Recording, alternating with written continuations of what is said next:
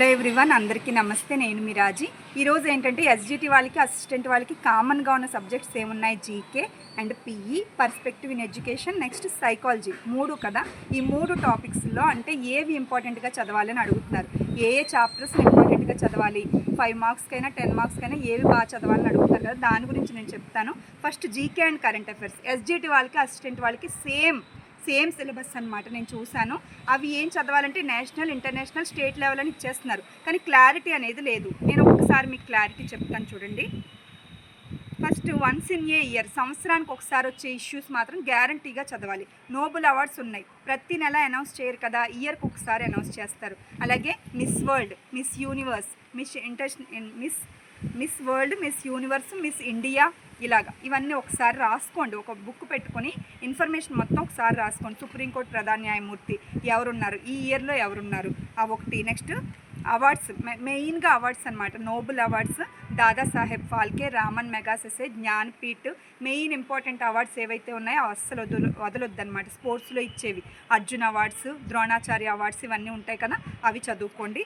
Next ఏంటంటే games, Olympic games must and షుడ్గా అడుగుతాడు. అది 4 ఇయర్స్ కదండి అనొచ్చు. 4 ఇయర్స్కి ఒకసారైనా మనకు డిఎస్సి అప్పుడప్పుడే జరుగుద్ది కాబట్టి ఒలింపిక్స్ ఇన్ఫర్మేషన్ మాత్రం మన దగ్గర ఉండాలి. ఒలింపిక్స్ ఒకటి, కామన్వెల్త్ ఒకటి. నేను ఒలింపిక్స్ గురించి చేశాను ఆల్రెడీ, వీడియోలో చూడండి.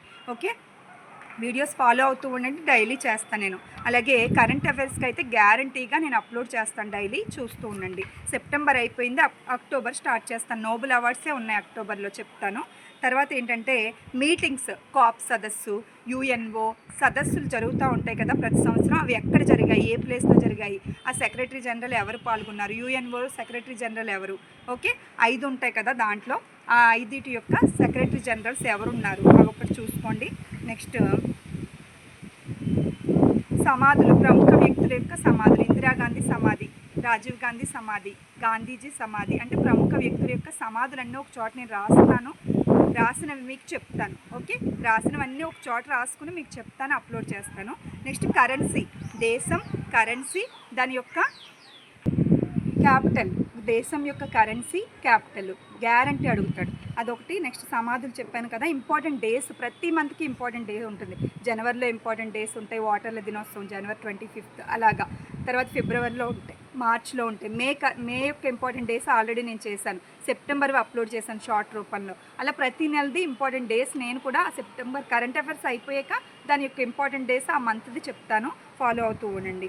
ఒకటి డ్యాన్సెస్, ప్రతి స్టేట్కి ఒక ఇంపార్టెంట్ డ్యాన్స్ ఉంటుంది, ఫేమస్ డ్యాన్స్. ఆంధ్రప్రదేశ్కి కూచిపూడి, అలాగే తమిళనాడుకి భరతనాట్యం. దాంట్లో ఫేమస్ వ్యక్తులు ఎవరు, ఆ డ్యాన్స్కి ఫేమస్ వ్యక్తులు ఎవరు, అది ఒకసారి చూసుకోండి. నెక్స్ట్ జాతులు, చెంచులు, గోండులు, అంటే వాళ్ళు ఎక్కడెక్కడ ఉన్నారు, ఏ ఏరియాలో, ఏ ఫారెస్ట్లో ఎక్కువ ఉన్నారు, ఏ స్టేట్లో ఎక్కువ ఉన్నారు, ఒకటి. నెక్స్ట్ పులులు, టైగర్ సర్వే ఉంటుంది. ఆల్రెడీ నేను చేశాను, మేలో టైగర్ సర్వే చేశాను. మళ్ళీ ఇప్పుడు ఏమైనా సర్వే వస్తే నేను అప్లోడ్ చేస్తాను. నెక్స్ట్ పాపులేషన్, హ్యూమన్ పాపులేషన్ 2011లో జనాభా లెక్కలు లెక్కించారు. ఇప్పటి వరకు మళ్ళీ కోవిడ్ కారణంగా చేయలేదు. సో జనాభా లెక్కల్లో ఏ స్టేట్లో ఎక్కువ ఉన్నారు, ఏ స్టేట్లో తక్కువ, విస్తీర్ణ పరంగా ఏ స్టేట్లో ఎక్కువ, అలాగే కేంద్రపాలిత ప్రాంతాల్లో, జిల్లాల్లో దేంట్లో ఎక్కువ, దేంట్లో తక్కువ. ఓకే, ఇదంతా స్టాండర్డ్ జీకే అనమాట. నేను ఇప్పుడు చెప్పిందంతా స్టాండర్డ్లోకే వస్తుంది. కరెంట్ అఫైర్స్ అంటే కొన్ని విషయాలు కరెంట్ అఫైర్స్లోకి వస్తాయి, కానీ ఈ ఎగ్జామ్ ముందు before 1 month before 6 months current affairs అంటే లాస్ట్ మంత్ నుంచి అయినా చదవాలి. ఆగస్ట్ నుంచి లేదా సెప్టెంబర్ నుంచి మనం కరెంట్ అఫైర్స్ చదవాల్సి ఉంటుంది. సెప్టెంబర్ ఆల్రెడీ నేను అప్లోడ్ చేశాను, అలాగే అక్టోబర్ స్టార్ట్ చేస్తున్నాను, దాంట్లో నోబెల్ అవార్డ్స్ ఉన్నాయి. ఓకే, అక్టోబర్ చదవాలి, నవంబర్, డిసెంబర్, జనవరి, ఫిబ్రవరి, మార్చ్ వరకైనా మనం కరెంట్ అఫైర్స్ చదవాల్సి ఉంటుంది. సో ఎవ్రీడే నేను అప్లోడ్ చేస్తాను, ఫాలో అవుతూ ఉండండి. నెక్స్ట్ కరెంట్ అఫైర్స్ మాత్రం మస్ట్ అండ్ షుడ్గా ఇప్పటి నుంచి చదవండి. స్టాండర్డ్ జీకే కూడా ఇప్పటి నుంచి ఒక టాపిక్ చదువుకొని దానికి నోట్స్ ప్రిపేర్ చేసుకోండి, ఒక నోట్స్ పెట్టేసుకొని ప్రిపేర్ చేసుకోండి. ఓకేనా. నెక్స్ట్ వన్ ఏంటంటే పిఈ, మనకి పర్స్పెక్టివ్ ఇన్ ఎడ్యుకేషన్. ఇది కూడా ఎస్జిటికి, అసిస్టెంట్కి సేమ్ సిలబస్ ఉంది. 5 టాపిక్స్ ఉన్నాయి. First history of education, most important అనమాట. అంటే వేదకాలంలో విద్య, ప్రీవేదిక్, పోస్ట్ వేదిక్, వేదిక్, ఆ కాలంలో విద్యా విధానం ఎలా ఉంది, ఇదంతా కూడా ఎడ్యుకేషనల్ పాలసీ 1992 పిఓఏ చట్టం, ఇదంతా. దీని నుంచి గ్యారంటీ 2 మార్క్స్ అంటున్నారు. So history of education most important. Next teacher empowerment అంత ఏమి కాదు, చదవండి, మామూలుగా ఈజీగానే ఉంటుంది. Next educational concerns in contemporary India, అందులోంచి ఒక మార్క్ వస్తుంది. అంటే ఎప్ఎప్, డిపెప్, adolescence education.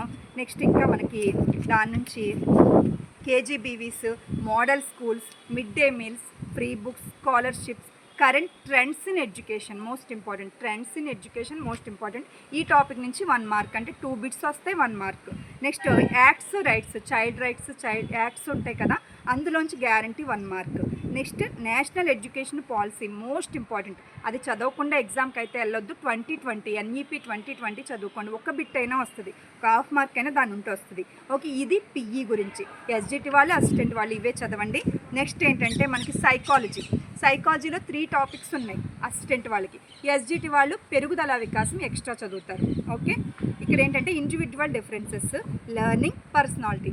Learning most important ఇవ్వండి. లెర్నింగ్లోంచి 2 మార్క్స్ వస్తాయి, 4 బిట్స్ గ్యారంటీ వస్తాయి, 2 మార్క్స్ అనమాట. సో లెర్నింగ్ అస్సలు వదలొద్దు, అంటే మీ ఓల్డ్ సిలబస్లో బాగా చదువుకోండి. తర్వాత నేను చూపించాను చూడండి, తెలుగు సంస్కృత అకాడమీలో కొంచెం మ్యాటర్ తగ్గించాడు, ప్రాక్టీస్ బిట్స్ ఎక్కువ ఇచ్చాడు. ప్రాక్టీస్ బిట్స్ బాగున్నాయి కానీ అక్కడక్కడ మిస్టేక్స్ ఉన్నాయి, ఆన్సర్స్ మిస్టేక్స్ పెట్టాడు.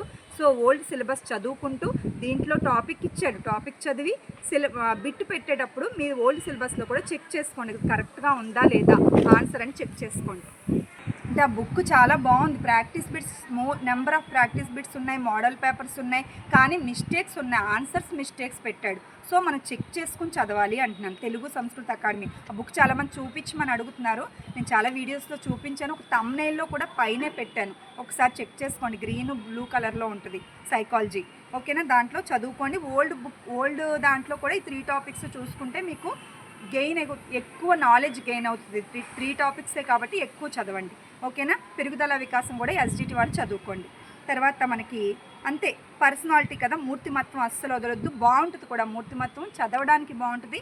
ప్రాక్టీస్ బిట్స్ చేయండి. ఇండివిజువల్ డిఫరెన్సెస్, వైయక్తిక భేదాలు కొంచెం టఫ్ ఉంటుంది. ప్రజ్ఞ నుంచి గ్యారంటీ ఇస్తాడు మనకి, అభిరుచులు, ప్రజ్ఞ గ్యారంటీ, ఐక్యూ, తన యొక్క ఫార్ములాస్ కూడా ఉంటాయి కదా, ఫార్ములా జస్ట్ చిన్న ఫార్ములాసే ప్రజ్ఞ కనుక్కోవడానికి, మానసిక వయస్సు ఇవన్నీ కనుక్కోవడానికి చిన్న ఫార్ములాస్ ఉంటాయి, అవి చదువుకోండి, గ్యారంటీ ఇస్తున్నాడు, ఒక హాఫ్ మార్క్ అయినా వస్తుంది ప్రజ్ఞ నుంచి.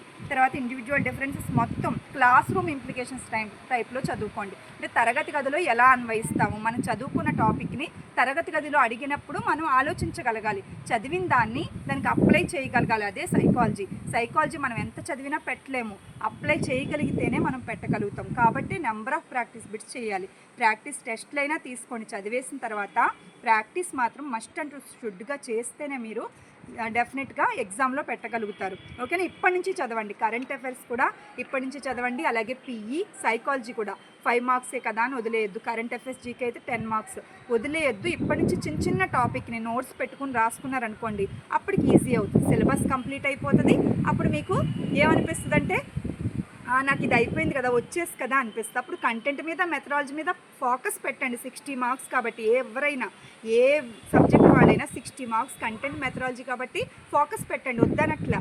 ఇవి కూడా వదిలేయకుండా ఈజీ టాపిక్స్ ఇప్పటి నుంచి చిన్న టాపిక్ని తీసుకుని నోట్స్ ప్రిపేర్ చేసుకుని చదువుకుంటే మీకు ఈజీగా ఉంటుంది. ఓకేనా, అందరికీ all the best. Thank you so much.